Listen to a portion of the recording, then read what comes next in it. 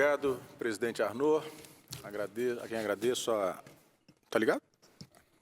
honra do convite, agradecendo igualmente ao desembargador Sérgio pela idealização desse evento de tamanha significação, sobretudo às vésperas da entrada em vigor do novo texto legal.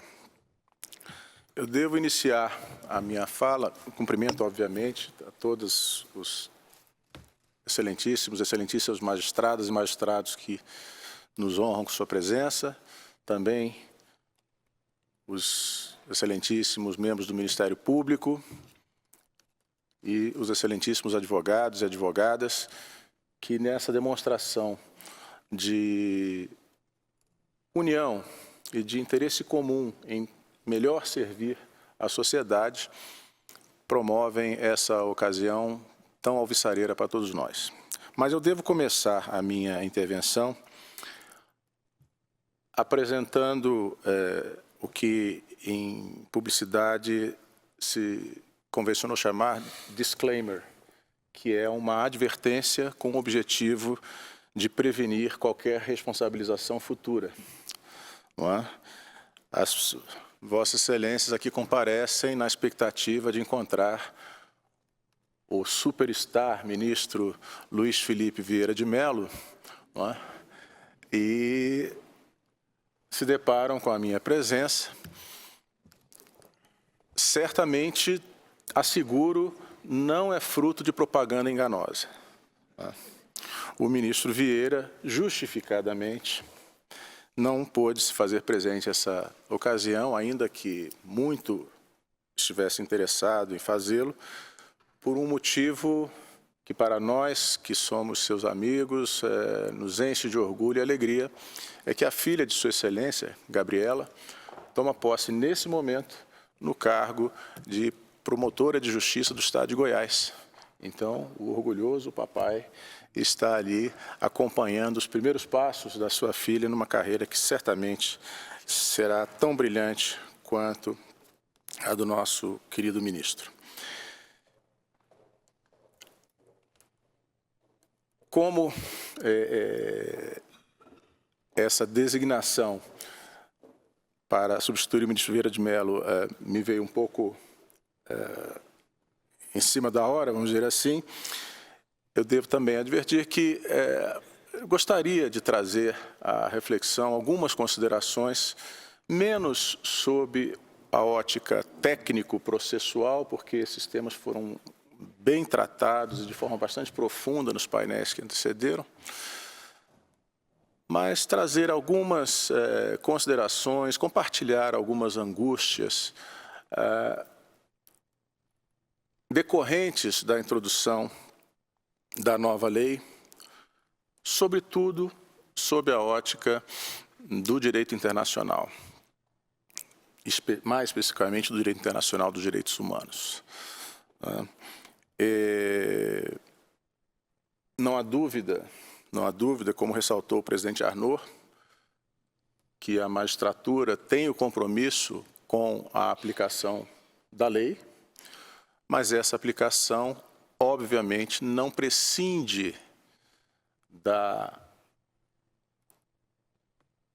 conjugação com a orientação determinante dos princípios constitucionais e dos valores consagrados nas normas internacionais ratificadas pelo Brasil.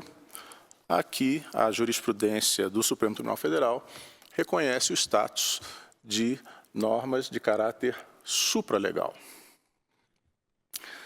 Contextualizando essa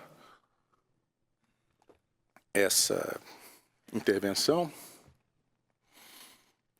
que se dirige, como o temário do encontro propõe, né, os novos desafios para a magistratura e para a advocacia decorrente da nova lei, e um dos desafios é exatamente conhecer melhor o direito internacional do trabalho e dar-lhe consequência no exame ao formular as postulações perante a Justiça e no exame das pretensões deduzidas. eu trago uma breve história ocorrida nos idos da década de 40 do século passado. Nehru havia sido escolhido o primeiro governante da Índia independente. E ele procurou, então, o seu mentor, seu mestre, Mahatma Gandhi, e dirigiu a seguinte pergunta: como fazer para me tornar um governante justo? E Gandhi respondeu: vou lhe dar um talismã. Toda vez que você estiver em dúvida ou com o ego inchado, aplique o seguinte teste. Lembre-se do rosto do homem mais pobre e mais fraco que você possa ter visto. E pergunte a si mesmo se o passo que você está pensando em dar vai ter alguma utilidade para ele. Ele vai ganhar alguma coisa com isso? Isso vai devolver-lhe algum controle sobre sua própria vida e destino? Em outras palavras, isso vai contribuir para a emancipação dos milhões de famintos e espiritualmente carentes? Então, disse Gandhi, você verá suas dúvidas e seu ego desaparecerem. Esse é um teste, o teste do talismã de Gandhi, que se revela atualíssimo na presente quadra de nossa história. Vivemos num mundo em que milhões de crianças, mulheres e homens revelam-se famintos não apenas de alimento, mas de dignidade, de direitos, de justiça. E como dar resposta a esses reclamos? Afinal de contas, essa, em última análise, é tarefa também do Poder Judiciário. Em primeiro lugar, nós temos que dar a essas pessoas um rosto. 22 milhões de pessoas são vítimas de deslocamento forçado no mundo, em decorrência de desastres ambientais. Não por acaso, 19 milhões delas estão em países subdesenvolvidos. 800 mil crianças com menos de 5 anos de idade morrem todos os anos de diarreia por falta de acesso a saneamento básico. São 2.200 mortes de crianças com menos de 5 anos de idade por dia. Fruto de uma desigualdade que não se busca combater com a mesma intensidade que se busca promover o interesse econômico em tempos de globalização. Não há dúvida, os frágeis a que se referia Nehru, a que se referia Gandhi, têm a cara da exclusão. A partir daí, o segundo passo é necessário fazer uso da empatia. Se colocar no lugar do outro. Experimentar o que o outro experimenta quando se vê privado de direitos, de acesso à justiça, de dignidade. É importante reconhecer no outro um semelhante com os mesmos direitos inerentes à condição de ser humano que nós enxergamos em nós mesmos. É preciso praticar a alteridade. Em terceiro lugar, é preciso perguntar de que maneira se pode servir a essas pessoas na sua luta por direitos e por liberdade. Direitos que precisam ser tratados necessariamente numa dimensão holística. E é nesse sentido que se propõe enfocar o direito do trabalho. O direito do trabalho como ramo do direito derivado dos direitos econômicos, sociais e culturais. Parte integrante do cabedal normativo internacional de proteção aos direitos humanos. Como parte dos direitos econômicos, sociais e culturais, o direito do trabalho encontra-se tutelado ou alcançado pelo princípio da vedação do retrocesso. É sediço, é corrente em direito internacional que os direitos econômicos, sociais e culturais devem ser implementados de forma progressiva, no limite da disponibilidade de recursos de cada país. Essa expressão, implementação progressiva, pressupõe avanço, nunca retrocesso. Suprimir direitos econômicos, sociais e culturais, por si só, caracteriza grave contrariedade aos princípios que norteiam os direitos econômicos, sociais e culturais. E é isso que se extrai, por exemplo, do artigo 26 da Convenção Americana de Direitos Humanos. O artigo 26 trata exatamente do desenvolvimento progressivo dos direitos econômicos, sociais e culturais. E estabelece que os Estados-partes comprometem-se a adotar as providências, tanto no âmbito interno, como mediante cooperação internacional, a fim de conseguir progressivamente a plena efetividade dos direitos que decorrem das normas econômicas e sociais sobre educação, ciência e cultura, constantes da Carta da OEA, na medida dos recursos disponíveis. Essa expressão referente aos recursos disponíveis, uma expressão de reconhecimento da impossibilidade de se buscar a implementação desses direitos sem os meios necessários, pressupõe a conduta de boa-fé por parte do Estado na utilização do máximo dos recursos disponíveis para a implementação dos direitos econômicos, sociais e culturais.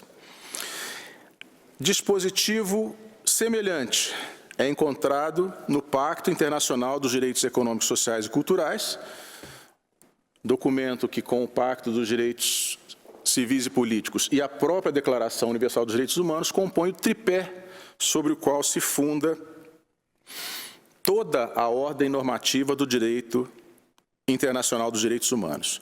O artigo 2º desse dispositivo é claro ao estabelecer que cada parte, Estado do presente pacto, compromete-se a adotar medidas, tanto por esforço próprio como pela assistência e cooperação internacionais, principalmente nos planos econômico e técnico, até o máximo de seus recursos disponíveis, que vise assegurar progressivamente o pleno exercício dos direitos reconhecidos neste pacto.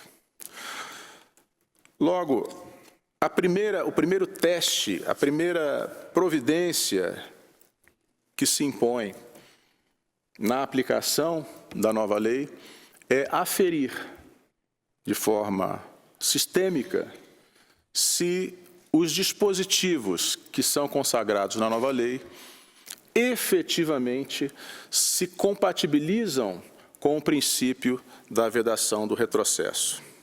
Lembrando ainda que a Organização Internacional do Trabalho, de que o Brasil é país membro fundador e membro permanente do Conselho de Administração, são 10 países membros permanentes do Conselho de Administração, essa Constituição da OIT também estabelece, se não o princípio da implementação progressiva, o princípio da aplicação da norma mais favorável, ao estatuir que nenhuma disposição contida em convenção da OIT pode prejudicar a aplicação de norma mais favorável já vigente no ordenamento jurídico interno.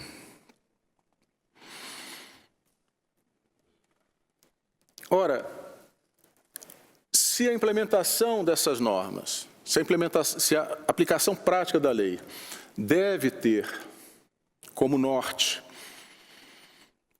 o princípio da vedação do retrocesso, o princípio da norma mais favorável a que o Brasil se submete por força da ratificação de vários tratados internacionais, é fundamental que o operador do direito, seja ele advogado, membro do Ministério Público ou juiz, conheça esse ordenamento em profundidade. É necessário ainda que conheça a política de implementação da Agenda do Trabalho Decente, consagrada pela OIT a partir da adoção de 2 documentos: a Declaração dos Direitos e dos Princípios Fundamentais e Direitos no Trabalho, de 1998, e da Declaração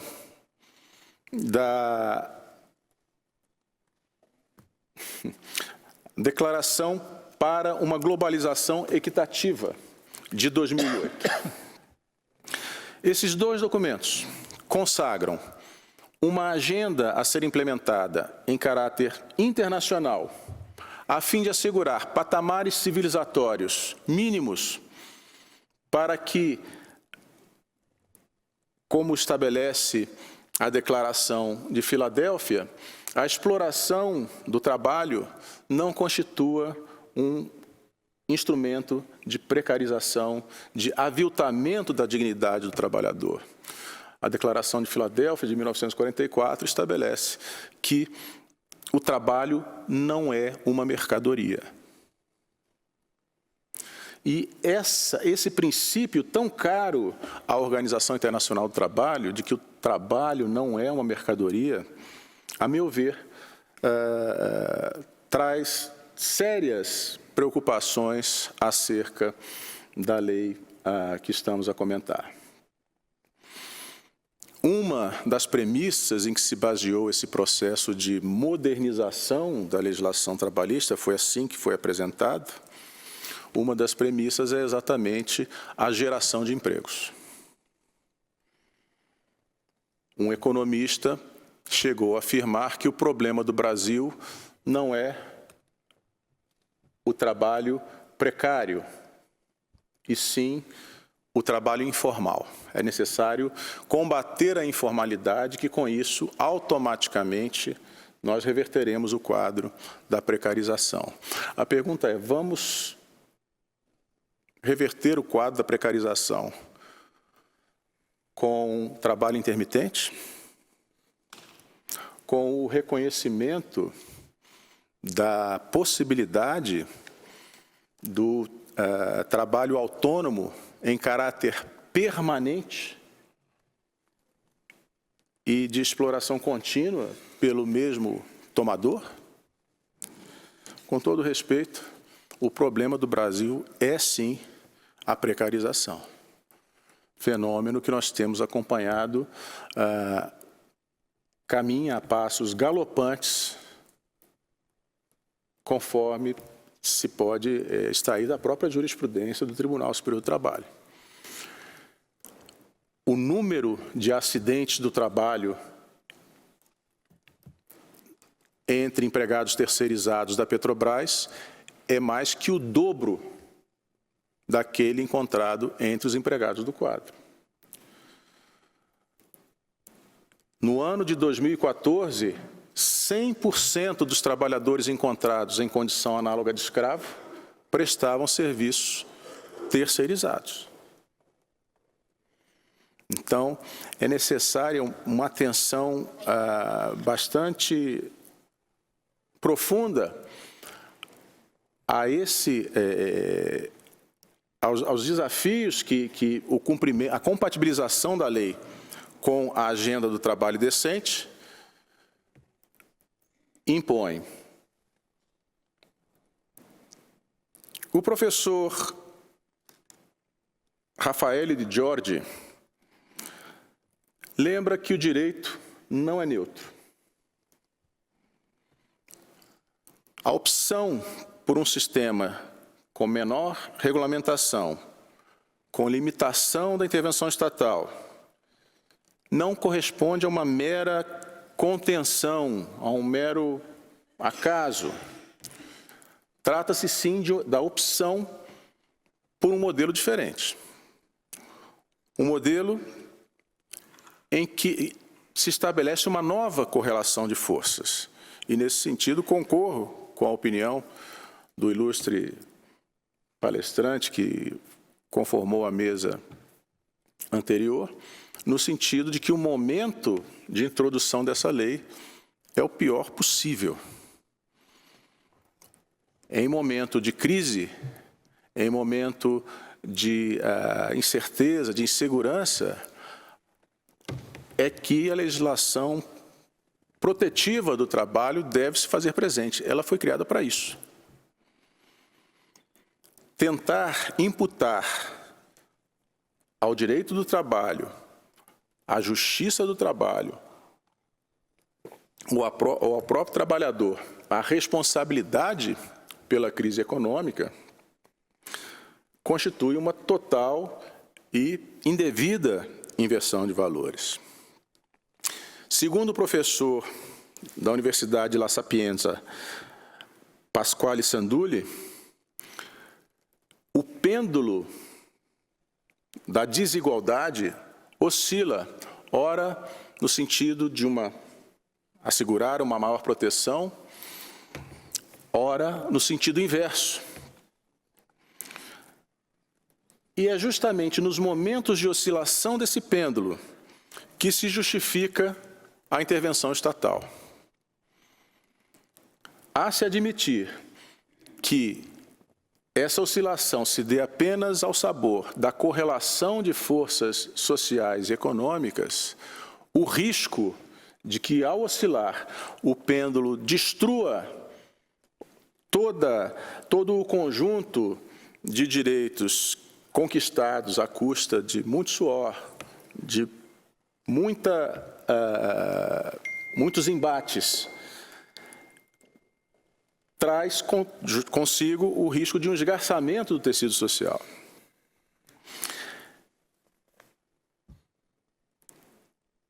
Essa política que se propõe de ampliação irrestrita da liberdade econômica em detrimento de direitos sociais caracteriza um modelo que fragiliza a parte mais vulnerável da relação produtiva e acaba por transferir a essa parte os ônus e as consequências da crise econômica.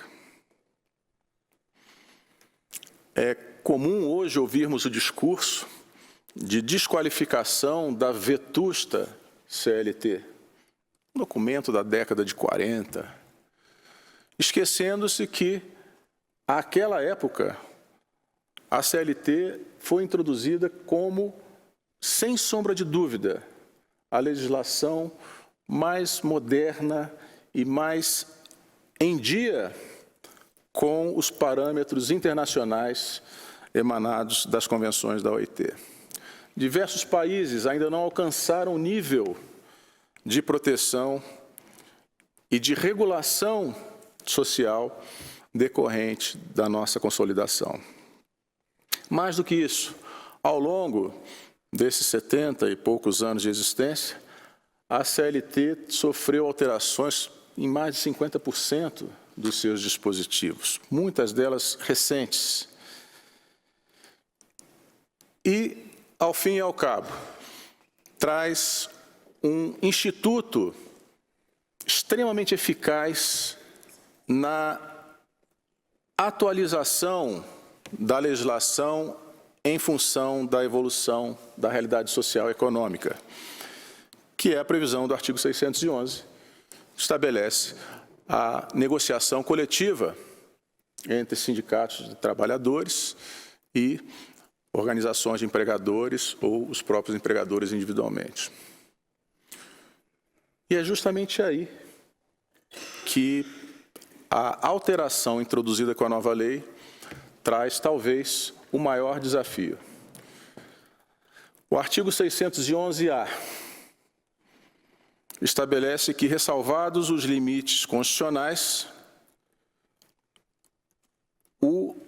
as condições objeto de negociação coletiva prevalecerão sobre o legislado.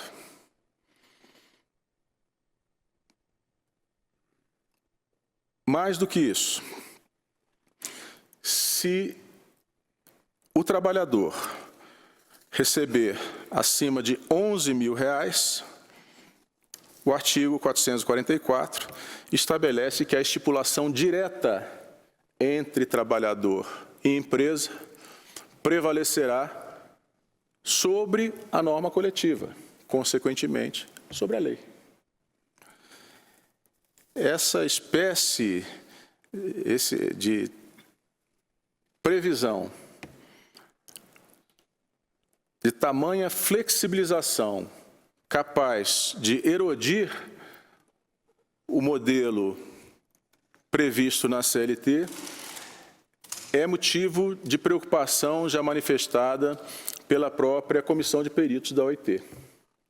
A Comissão de Peritos é um órgão independente, técnico, formado por 20 juristas de diversas partes do mundo, aprovados pelo Conselho de Administração da OIT, que se manifestou no ano passado sobre a proposta de reforma trabalhista quanto a esse dispositivo 611-A, e ressaltou que a introdução de uma possibilidade geral de diminuir, por meio de negociação coletiva, as proteções estabelecidas na legislação em favor dos trabalhadores teria um forte efeito dissuasivo sobre o exercício do referido direito e poderia contribuir para deslegitimar de forma duradoura esse mecanismo. Concluindo que disposição legal que instituísse a derrogabilidade geral da legislação por meio da negociação coletiva seria contrária ao objetivo de promoção da negociação coletiva livre e voluntária prevista pela Convenção 98, ratificada pelo Brasil em 1952. Ou seja, um alerta que deve ser levado a sério.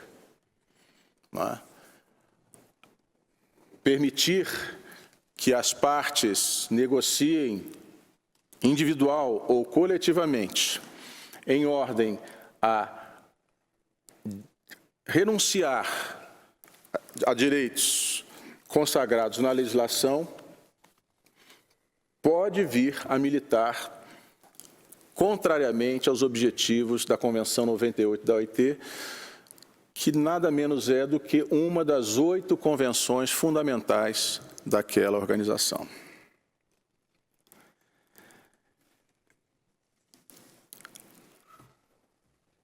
Como eu dizia, é muito importante que se busque, ao dar aplicação à lei, buscar encontrar ou submetê-la ao teste de convencionalidade. Não é possível e não é aceitável no direito internacional que a prática interna dos países contrarie os compromissos assumidos internacionalmente e muito menos o discurso apresentado para efeito externo. É interessante notar que o governo brasileiro, ao apresentar à Organização das Nações Unidas a sua posição frente aos objetivos do desenvolvimento sustentável, comprometeu-se internacionalmente a garantir nacionalmente até 2030 amplo acesso à proteção social com foco nas populações mais vulneráveis. Atingir emprego decente e produtivo para todos. Isso é palavra do governo brasileiro perante as Nações Unidas. Atingir emprego decente e produtivo para todos, com foco nas populações mais vulneráveis, observando questões de gênero, idade, raça, etnia, religião, orientação sexual, identidade de gênero ou condição de deficiência, entre outros. E reduzir a desigualdade e as disparidades econômicas entre países e intrapaíses. Ora, como, de um lado, comprometer-se com a agenda do trabalho decente, que pressupõe um trabalho sobre o qual incida a proteção legal, com reconhecimento da dignidade do trabalhador, acesso à proteção social e também mediante a promoção do diálogo social e, ao mesmo tempo, consagrar regimes de trabalho que, obviamente, militam em sentido contrário a esses predicados.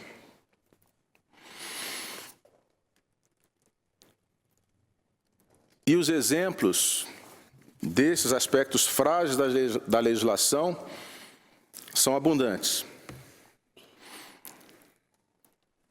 Inclusive, como eu já disse anteriormente, com afronta ao princípio da realidade.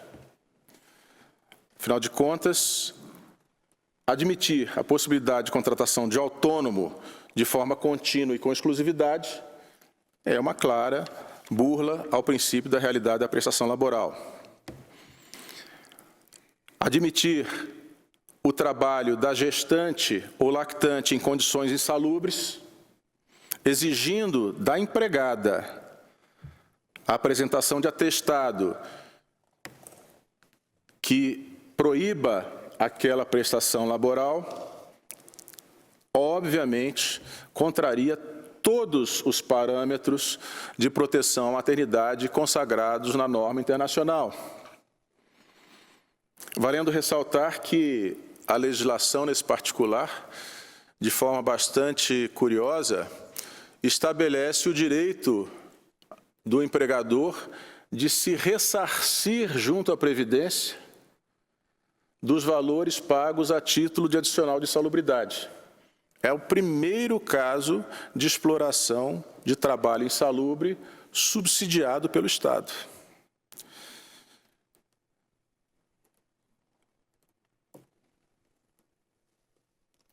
Outro dispositivo que chama a atenção no que diz respeito à distonia com a posição que acabei de ler apresentada perante as Nações Unidas, de promoção do emprego decente, de promoção da dignidade do trabalho, é o que estabelece a tarifação do valor a ser pago a título de danos morais, em função da remuneração oferida pelo trabalhador. Quer dizer, então, que o valor do sofrimento de um alto executivo que tenha tido o seu tenha tido o procedimento de viajar de classe executiva cortado pela empresa para viajar em classe econômica, será oferido em função do seu salário e será significativamente maior do que o sofrimento experimentado pela mãe de um trabalhador que ganhava salário mínimo e que morreu num acidente pela absoluta incúria e desleixo do empregador. Esse é um dispositivo que, a meu juízo, não resiste sequer a um exame primário ante o princípio isonômico. E um aspecto que impressiona no novo texto legal, além da falta de sistematicidade,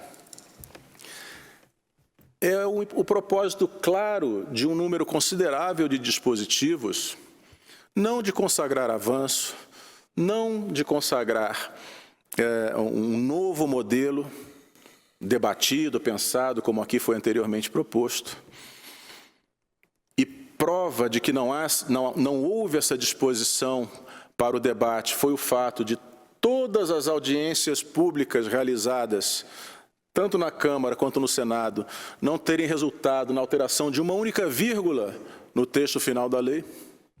Foi um diálogo de surdos, um jogo em que o placar final já estava decidido antes de começar e que culminou de forma lamentável com a renúncia do Senado da República a exercer a sua função legiferante, não é? O Senado da República se comportou como assessor da Casa Civil, não é?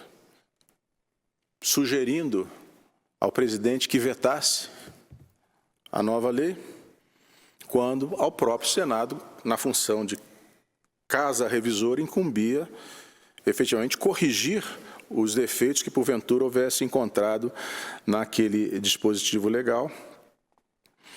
Mas, efetivamente, inúmeras situações extremamente delicadas, hoje nós precisamos enfrentar como decorrência desse processo tão atabalhoado.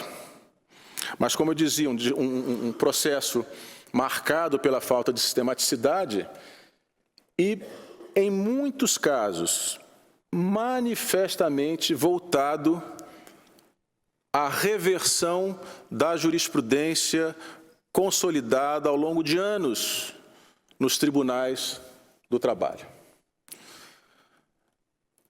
Numa leitura muito superficial, à primeira vista, identifiquei pelo menos 6 ou 7 casos importantes, rumorosos, longamente debatidos no Tribunal Superior do Trabalho, em que o texto da lei é praticamente o enunciado da jurisprudência com sentido contrário. Onde estava sim, disse não, onde estava não, disse sim. Ou seja, consagrou-se uma nova via para o voto vencido, não é? Então, quando restarmos vencidos em nossas posições, vamos procurar os nossos amigos parlamentares, deputados, senadores, para ver se conseguimos, então, emplacar uma lei e pôr por terra o resultado de reflexão acadêmica, detida e cuidadosa dos tribunais. Exemplos do que acabei de falar. O artigo 58, parágrafo 2º, supressão do direito ao pagamento de horas em itinere. Curiosamente, semana passada, a Corte Europeia decidiu em sentido contrário, que o trabalhador tem direito à remuneração do tempo em que está se deslocando para o seu trabalho. Supressão total. Há casos, talvez aqui, não sei se aqui no Paraná, isso está presente na realidade das senhoras e dos senhores, mas há casos de estabelecimentos de exploração mineral em que o deslocamento da boca da mina ao local da prestação de serviços consome aproximadamente 40 a 50 minutos para ir e para voltar. Há casos de empresas no meio rural em que o deslocamento da entrada da fazenda até o local da prestação de serviço leva 2 horas. Ou seja, esse dispositivo de lei acaba com o reconhecimento desse tempo como tempo à disposição do empregador. E nem se diga aqui que havia uma incompreensão, um radicalismo da jurisprudência, porque a jurisprudência evoluiu e muito nesse tema, inclusive reconhecendo a razoabilidade de uma negociação entre sindicato e empregador, quando houvesse tempos disformes ou dúvida. Então, negociações que chegassem a 50% do tempo efetivamente gasto eram aceitas, não é? Mas aqui a lei trouxe uma solução radical que, obviamente, pode gerar inconformismo. Não obrigatoriedade de participação do sindicato nas dispensas motivadas coletivas, artigo 477-A da CLT. Claríssima represália a jurisprudência da subseção de dissídios coletivos do TST, que, em caso importantíssimo de uma grande empresa nacional, acertadamente considerou que, se tratando de dispensa coletiva, o assunto é de direito coletivo e a participação do sindicato é obrigatória e salutar. É curioso que o mesmo projeto que atribui aos sindicatos poderes para negociar tudo, estabelece um dispositivo dispensando a participação do sindicato nesse momento tão dramático para toda a sociedade, que é o momento de uma demissão coletiva, às vezes, de 2.000, 3.000, 4.000 trabalhadores. E, obviamente, não poderia deixar de falar sobre o trabalho intermitente, equiparado aos contratos de 0 hora, encontrados no direito norte-americano e no direito inglês. O trabalho intermitente chegou ao conhecimento, não com esse nome, do Tribunal Superior do Trabalho, no caso de uma cadeia de lanchonetes que tinha a pretensão de manter um plantel de trabalhadores à disposição para poder atender às elevações de demanda durante o dia, mas só remunerar o trabalho efetivamente prestado. E o pior,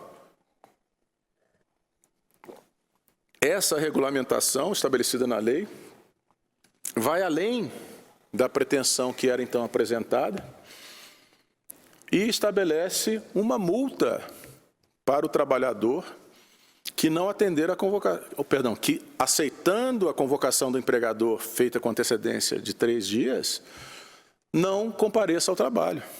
Então é possível que este trabalhador,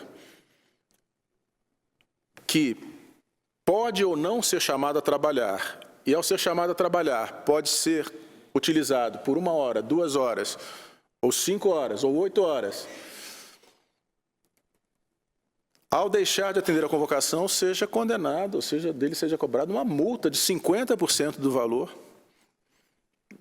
da jornada por aquele empregador. Então, o empregado não recebe e ainda sai devendo.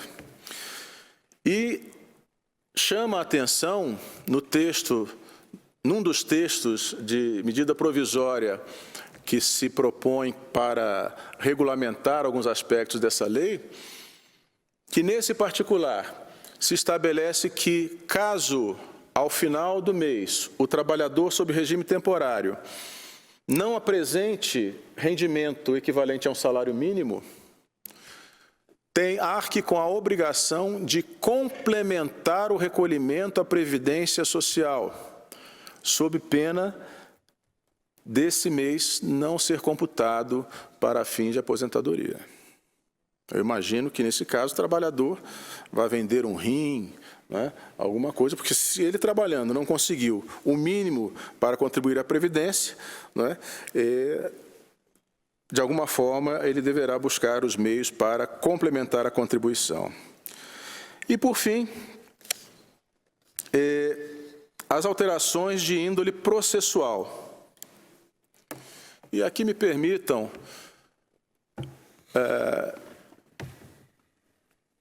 expressar meu desconforto com algumas alterações introduzidas pela lei, a começar por aquela consagrada no parágrafo 3º,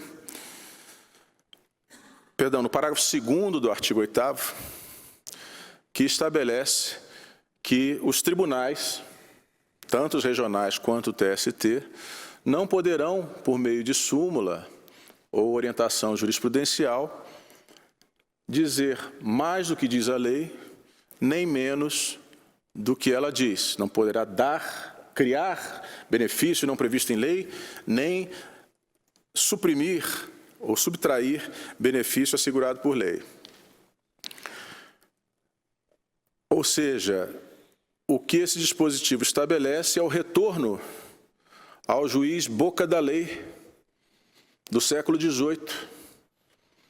Não é? Eu me recordo, em recente sessão do tribunal, no ambiente democrático e respeitoso, ouvi de um colega que é assim que as coisas devem ser. É óbvio que o juiz não pode dar mais do que está na lei, nem menos. O juiz deve dar o que está na lei. Para isso foi feita a judicatura.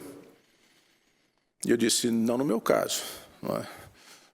Era óbvio, na Revolução Francesa, quando antes de se tornar juiz boca da lei, o juiz era a boca do rei. Então, tornar-se boca da lei, uma lei emanada de um parlamento, órgão democrático, era um avanço. Mas nós já avançamos ainda mais. O juiz diz o direito. Claro, com todo o respeito pela lei, mas levando em conta os princípios constitucionais, as normas internacionais, o diálogo entre fontes, e a essa altura chama atenção para esse aspecto.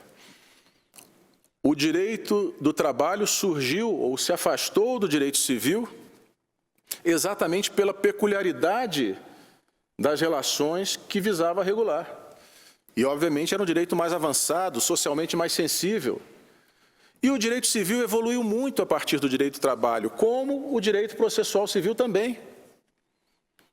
O princípio da oralidade, a notificação postal. Ora, se chegamos a um ponto em que o direito civil se torna socialmente mais sensível que o direito do trabalho, por que não buscarmos no diálogo entre as fontes um rumo, um caminho para dar aplicação adequada e sistêmica ao que prevê a lei trabalhista?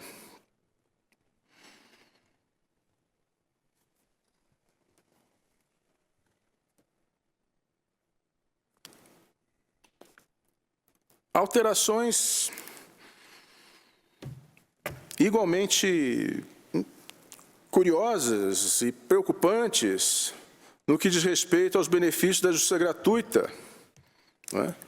Os honorários advocatícios serão cobrados do vencido,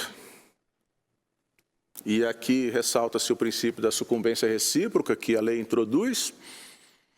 Já foi comentado, de fato, espera-se que os advogados sejam cuidadosos na formulação dos seus pedidos, mas, ao mesmo tempo, quando se estabelece a responsabilidade pelo pagamento dos honorários dos honorários periciais pela parte vencida, ainda que beneficiária da justiça gratuita, deduzindo-se esse valor dos honorários periciais do montante a receber,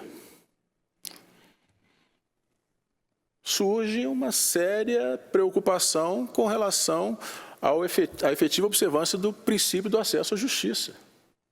Se uma pessoa não pode demandar em juízo sem prejuízo do próprio sustento, cabe ao Estado assegurar-lhe os meios correspondentes. Mas a lei vai além. Ela estabelece que, se não houver saldo a receber naquela ação ou em qualquer outra, o beneficiário da justiça gratuita continua devedor, numa dívida submetida à condição suspensiva por 2 anos, ou seja, há o risco de um cidadão juridicamente pobre, na forma da lei, ir ao Poder Judiciário, buscar tutela jurisdicional e sair de lá com o título de devedor. E caso a situação dele melhore alguma coisa nos próximos 2 anos, ser aí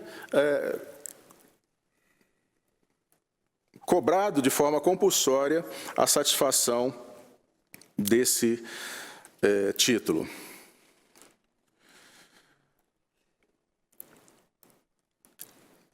O fim do impulso processual de ofício pelo juiz e a consagração da prescrição intercorrente resolvem, de um lado, a ansiedade que muitos de nós passamos quando vemos o estoque de execuções sem grande possibilidade de andamento nos escaninhos. mas sob a ótica da efetividade da sentença judicial. Será esse o melhor caminho?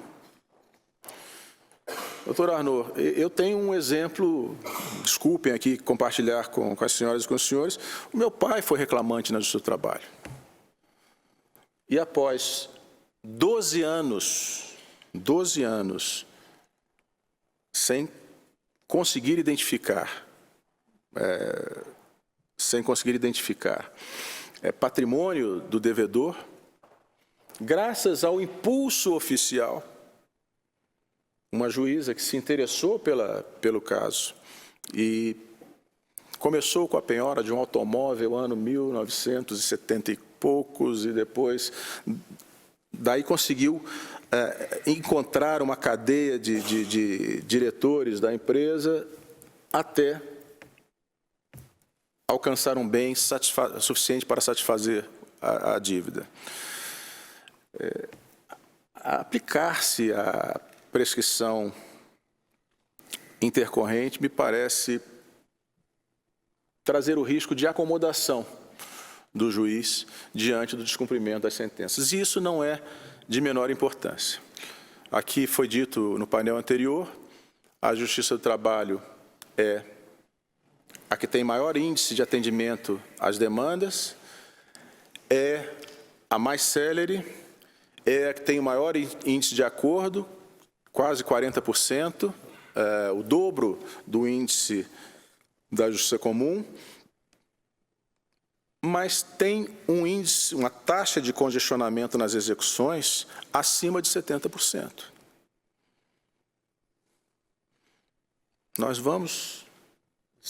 Será acertado deixar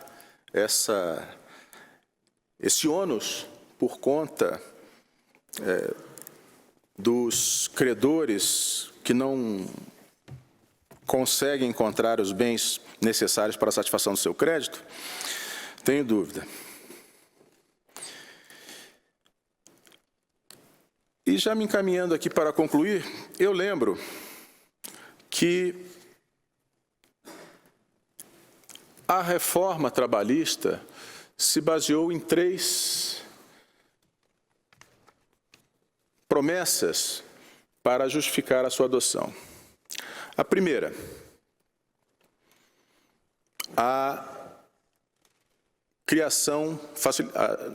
facilitar a geração de novos empregos. Já vimos aqui que essa não é uma perspectiva factível. Oscar Hermílio Uriarte, o jurista uruguaio, dizia: não se cria emprego por lei. Se criasse, estaria fácil resolver o problema. O empregador não contrata um empregado de que não precisa só porque está mais barato. O que gera emprego é o aquecimento da economia, são condições logísticas adequadas, são condições de governança que não extraiam, não drenem tantos recursos da atividade econômica em, enfim, despesas ilícitas, não é? Mas não é o aviltamento da dignidade do trabalhador, a redução pura e simples do custo da mão de obra que vai ajudar a criar mais empregos. A segunda promessa é a criação de condições de segurança jurídica. Com todo o respeito pelo que discorri até aqui, tenho certeza que as senhoras e senhores já nos outros painéis se aprofundaram em outros aspectos da lei altamente controversos. Inclusive, ressuscitando debates que já estavam sepultados pela jurisprudência. Não tenho nenhuma esperança de que, a partir da entrada em vigor da nova lei, trabalhadores e empregadores vão se sentir em condições de maior segurança jurídica. Me solidarizo aqui com os advogados de empresa, o doutor Sérgio está ali, que terão dificuldades de responder a seus clientes o que vai acontecer no futuro.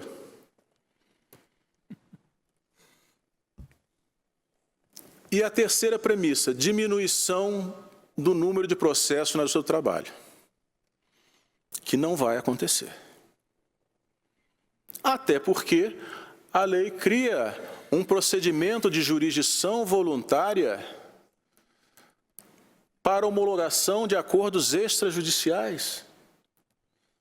Ora, já tivemos aqui tentativas frustradas, como as comissões de conciliação prévia, de dar esse caráter definitivo às rescisões contratuais. Homologação pelo sindicato, comissão de conciliação prévia. Agora, propõe-se que o juiz, já assoberbado com a pletora de processos que tem que lidar, ainda atenda a população na homologação de acordos extrajudiciais. E tudo isso invertendo-se o princípio de direito do trabalho da ampla tutela e do amplo acesso ao Poder Judiciário, substituindo pelo princípio da intervenção mínima. Ora, qualquer juiz de direito, quando examina um negócio jurídico entre particulares, tem toda a liberdade para aferir se o conteúdo daquela avença não é excessivamente oneroso para uma das partes. O juiz do trabalho, não. O juiz do trabalho vai aferir a quantidade de associados presentes na Assembleia, se as assinaturas correspondem a matrículas, só isso, né? Ou seja, um trabalho cartorial e inócuo.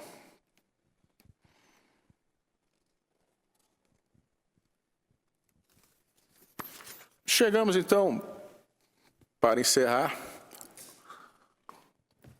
à indagação que é título desse evento. Consequências na magistratura e na advocacia da reforma trabalhista. O que será, como será a Justiça do Trabalho após a reforma? O que se transformará, o que mudará? Efetivamente, como dizia hoje o desembargador Sérgio, pretender responder a essa pergunta é um ato de heroísmo, não é? Eu não tenho bola de cristal, mas eu posso dizer o que não mudará. Porque conheço bem a qualidade, o compromisso e a sensibilidade de advogados e advogadas, juízes e juízas e membros do Ministério Público do Trabalho. E exemplifico essa certeza do que não mudará com a célebre história do moleiro de Sanssouci. Como todos sabem, o rei da Prússia quis construir um castelo e escolheu um local belíssimo onde pudesse descansar e sem preocupação, como diz o nome do castelo, Sanssouci, sem preocupação nenhuma, pudesse ali apenas desfrutar as suas férias de verão. E quando o castelo estava quase pronto, recebeu a notícia de que uma pequena coisa atrapalhava os projetos do arquiteto. É que havia um moinho caindo aos pedaços de frente para a janela do rei.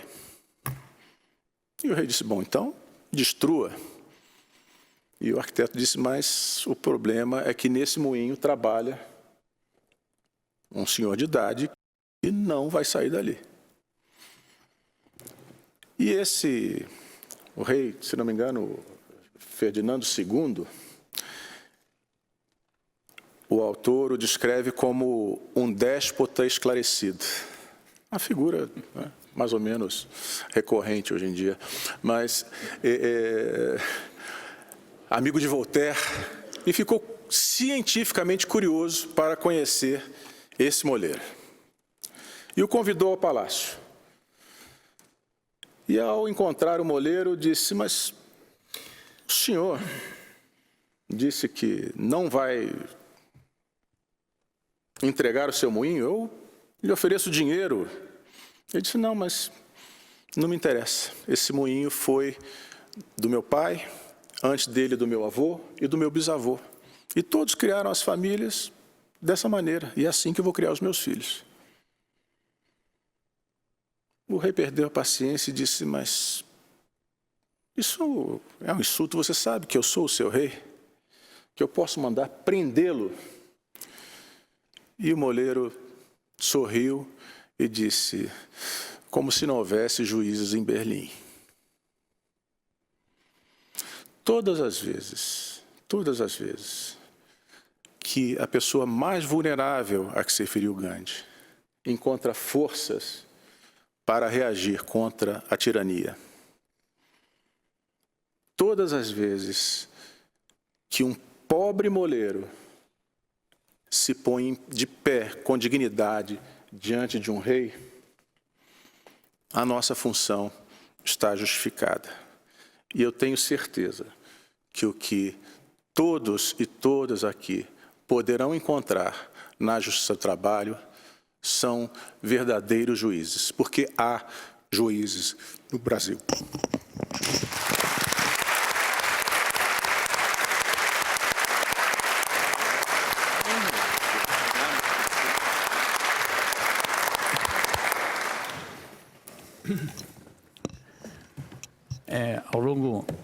Ao longo desses 2 dias, tivemos aqui a oportunidade de ouvir mensagens e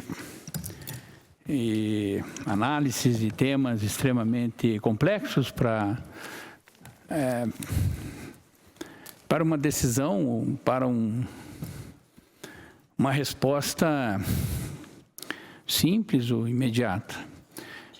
Mas, e aí a importância desse seminário é exatamente estimular o debate, a reflexão. E hoje o ministro nos traz perspectivas, não é, extremamente importantes para que esta reflexão se produza, não é, de forma possamos aí ao longo do tempo encontrar um melhor caminho, não é? A melhor solução para esse novo tempo aí que se expressa num horizonte próximo e muitas vezes de forma a nos indicar nuvens escuras, não é? Nuvens não tão acolhedoras. Esse seminário se estende, ministro, também para o interior do Paraná e se iniciou ontem. E eu quero agradecer a todos que participaram dele ativamente até aqui. O senhor ministro se colocou à disposição também para responder algumas indagações, se assim desejarem. Então, antes de encerrarmos ou nos dirigirmos aqui para os agradecimentos que são importantes, que façamos a todos que direto e indiretamente nos ajudaram a realizar esse simpósio, podemos, não é, passar a palavra a quem assim desejar questionar ou indagar ou fazer alguma observação. Boa noite. Eu gostaria, né, de agradecer a palestra, né, do excelentíssimo ministro e gostaria de fazer uma pergunta um tanto quanto polêmica, tá? Se os direitos trabalhistas, né, como estão hoje, antes da reforma, na prática, engessam o mercado de trabalho muitas vezes impedindo um maior número de pessoas contratadas e, consequentemente, o crescimento econômico e das empresas, tornando assim os direitos trabalhistas ótimo para todos que se encontram empregados, né? Porém, sem qualquer eficácia para os que se encontram desempregados. E, como mencionado anteriormente, impedem o acesso ao emprego ou forçam uma maior precariedade das relações de trabalho, tornando-se assim os direitos trabalhistas um mecanismo de exclusão social. Eu queria saber a opinião do excelentíssimo ministro a respeito disso. Pois não, muito obrigado. Primeiro, eu, sinceramente, não tenho essa percepção de que os direitos trabalhistas são responsáveis pela precarização. Segundo, não vejo na lei da reforma um mecanismo que efetivamente assegure a geração de melhores empregos e de empregos com as garantias inerentes ao trabalho decente, ao emprego digno. Não é? Trabalho intermitente, trabalho autônomo, terceirização, com todo respeito, não vão, de forma nenhuma, trazer um índice maior de formalização e muito menos vão combater a precarização. Penso que, sim, é necessário um debate profundo, um debate amplo, mas sobre um modelo de relações de trabalho que se possa defender, que comporte as nuances das modernas relações de trabalho, mas é fundamental não perder de vista, né, os verdadeiros fatores que levam à crise econômica, que essa sim impede o desenvolvimento. Né? Nós temos problemas gravíssimos de ordem tributária. Né? E a reforma tributária não avança.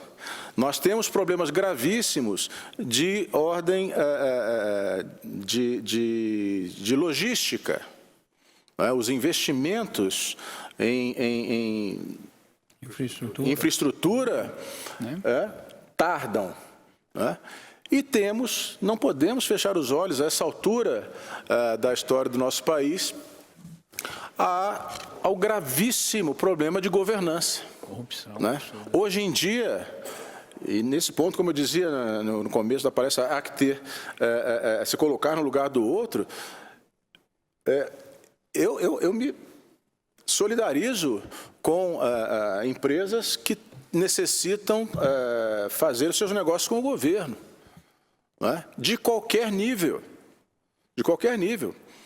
Né? Há empresas que fecham, pequenas empresas que fecham porque não recebem os pagamentos no momento devido, né?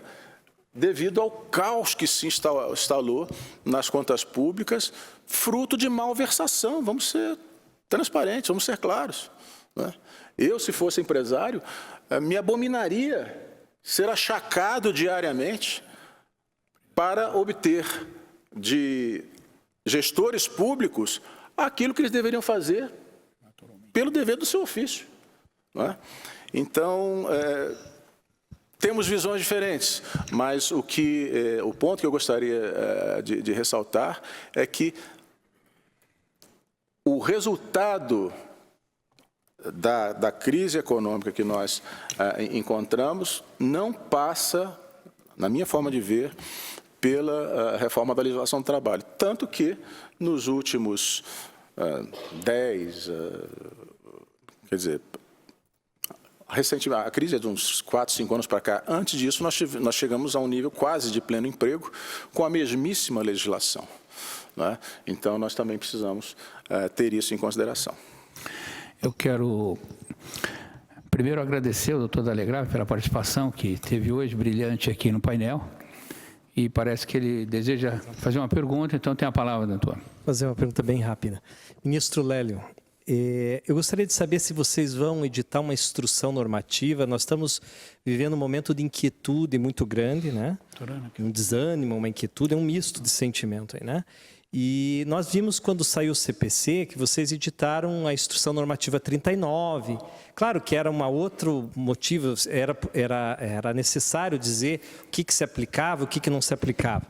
Mas vocês estão planejando, vocês, ministros, estão planejando a edição de alguma instrução normativa, como, por exemplo, para essa aplicação imediata dos honorários de sucumbência ou somente para as ações que forem ajuizadas após a vacácio? Tem alguma previsão de instrução normativa para essa matéria ou vocês não pensaram nada sobre isso? Doutor Dalegrave, na verdade, ao invés de receber o microfone para a pergunta, Sua Excelência deveria receber para fazer a conferência de encerramento, porque estive com Sua Excelência em Natal e foi um sucesso absoluto. O doutor Dalegrave é popstar, né, do cenário jurídico trabalhista nacional. Mas não... Esteve conosco hoje aqui. Já participou. Desculpe, eu vim hoje de Brasília e estou retornando hoje também. Nós não ia deixar passar isso. Mas até o momento não está no nosso horizonte, não começamos a discutir essa possibilidade de edição de uma instrução normativa, até porque não está muito claro o horizonte da própria lei. Né? Fala-se muito na edição de uma medida provisória que vai alterar substancialmente a lei.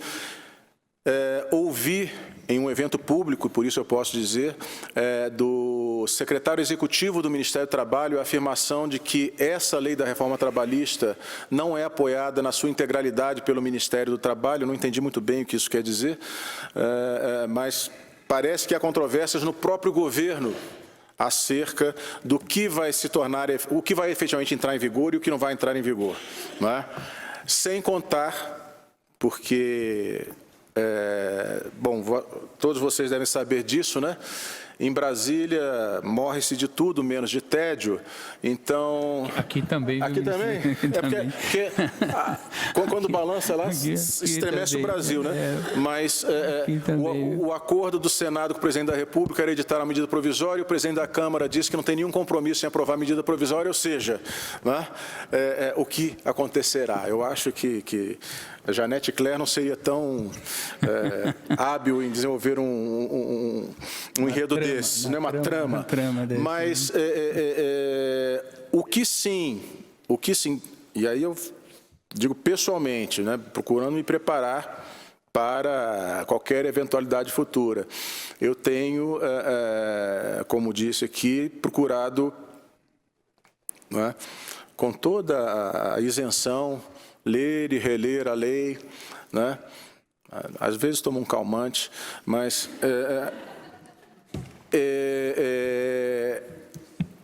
e me aprofundar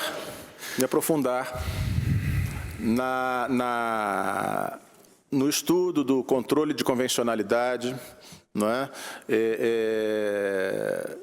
Tentar compreender a norma à luz da principiologia constitucional e, sobretudo, da principiologia do direito do trabalho. Eu acho que disso nós não podemos nos afastar em nenhum momento, sob nenhuma justificativa. Né? Já ouvi de alguns colegas que temos que ter muito cuidado ao aplicar a lei da reforma, porque disso depende a sobrevivência da justiça do trabalho. Pois eu devo dizer que se eu tiver que ser destituído do meu cargo por ser fiel ao direito do trabalho, é o que acontecerá, porque não me afasto 1 milímetro dos princípios e da Constituição que eu jurei cumprir. Muito bem. Sejamos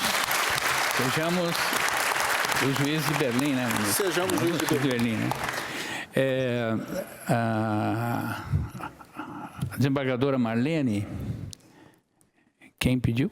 Acho que aqui primeiro, doutora Claire, eu vi primeiro. A desembargadora Marlene, nossa vice-presidente, tem o microfone e a palavra. Pode, gente. Obrigada. Em primeiro lugar, gostaria de cumprimentar o ministro Lélio por sua fala, né? Em outras ocasiões já me declarei fã de sua linha de pensamento. Também tenho e declaro isso publicamente, o compromisso com os princípios de direito do trabalho, e não abro mão desses princípios, e isso vistos à luz do constitucionalismo, né? Mas o senhor encaminhou sua fala no começo dela para traçar alguns aspectos da legislação internacional, das normativas internacionais a respeito da proteção do trabalho, e em algum ponto chega à agenda do trabalho decente, né? Nós sabemos, não precisamos repetir aqui, os inúmeros aspectos da lei que atacam diretamente, ou se desviam, pelo menos, do caminho do trabalho decente, da agenda do trabalho decente, em inúmeros, e aliás, acho que em todos os pontos da agenda do trabalho decente, se formos fazer uma análise bem detalhada, né? Já houve, então, a notícia de que a OIT, enquanto havia um projeto apenas, né, ela recebeu uma provocação, né, de análise desse projeto. O fato é que agora esse projeto, ampliado por outros projetos e outros textos, transformou-se numa lei. Em relação a essa lei aprovada, há alguma medida ou solicitação de medida de análise perante a OIT? A OIT está apreciando isso que veio e, eventualmente, qual seria a consequência jurídica para o Brasil, um eventual pronunciamento da OIT? Muito boa pergunta. Bem, o processo, o controle que a Comissão de Peritos exerce em relação ao cumprimento das obrigações dos países em relação às convenções ratificadas é um controle que nós denominamos ordinário, né? Quer dizer, periodicamente, a Comissão de Peritos recebe os relatórios dos países sobre as convenções ratificadas e acompanhado dos comentários de trabalhadores e de empregadores. E, a partir daí, faz um juízo de valor quanto à compatibilidade da legislação, das decisões judiciais e dos procedimentos administrativos com os imperativos decorrentes das convenções. Esse ano de 2017 foi o ano do... o ano de 2016 foi o ano do relatório do Brasil sobre a Convenção 98, sobre direito à negociação coletiva.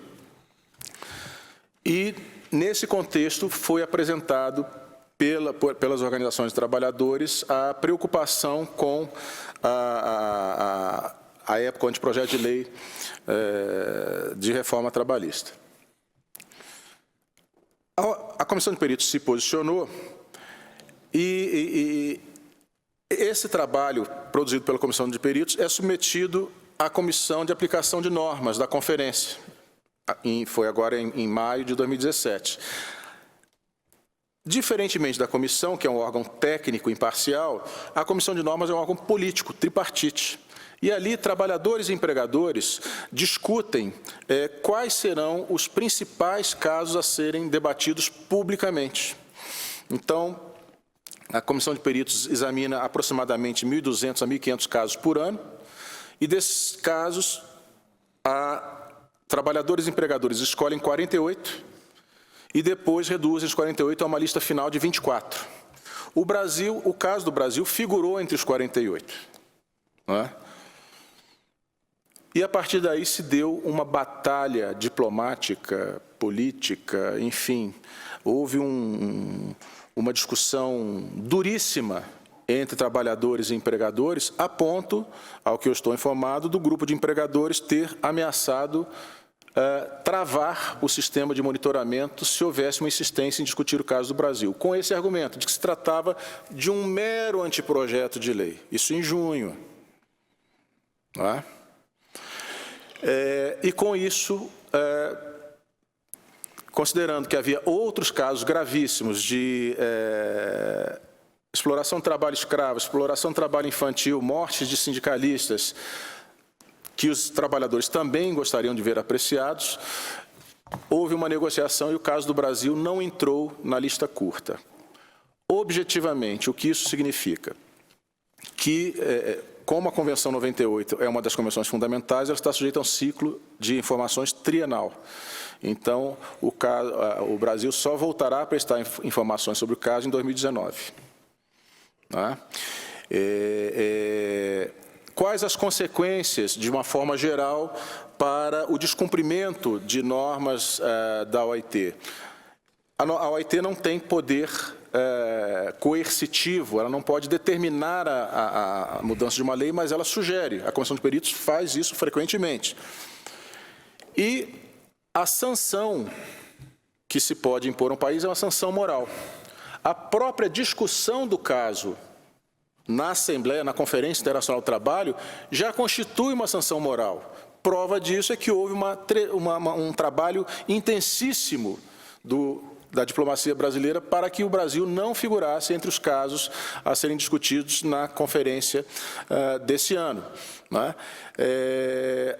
Fora isso, existe sempre a possibilidade de uma organização de trabalhadores ou de empregadores levar o tema à própria comissão de peritos ou ainda ao Comitê de Liberdade Sindical. Este, sim, tem competência para instaurar procedimentos a qualquer momento. Né? Como se trata de negociação coletiva e violação da Convenção 98, haveria, em tese, a possibilidade de apresentação do caso por qualquer interessado, trabalhadores ou empregadores, ao Comitê de Liberdade Sindical, e esse comitê é um comitê tripartite e costuma trabalhar de uma forma bastante célere. Doutora Clair? Uma boa noite. Doutora Clair, advogada que nos acompanha há muitos anos aqui na Justiça do Trabalho. Deputado. Temos o prazer aqui de conviver, né, esses longos anos, uma defensora aqui dos seus clientes, assim, com mão de ferro. Então, tem a palavra, doutora. Então, boa noite. Queria inicialmente parabenizar o ministro pela excelente palestra, parabenizar também o tribunal e a associação por ter promovido esse debate, o doutor Sérgio por também estar comprometido com esse debate nesse momento importante da nação. Mas eu queria declinar da minha pergunta, porque a minha pergunta era exatamente a que foi feita pela doutora Marlene. Qual seria a sanção que o Brasil teria se não cumprisse os tratados internacionais que firmou? Então, agradeço a oportunidade de estar aqui debatendo, parabenizando a todos aí pelo debate. Obrigada. Muito bem. Nós temos uma preocupação com o horário do ministro, portanto, eu peço desculpas aí, ainda se houver mais alguma pergunta, e temos que nos encaminhar para o final. No início, eu disse que eu tive um episódio administrativo que me aproximou do ministro e me reafirmou a sua sensibilidade e inteligência no trato daquela matéria, nos conduzindo em bom caminho e à solução do assunto. E agora, no final do mandato, tenho o prazer de tê-lo aqui conosco, não é?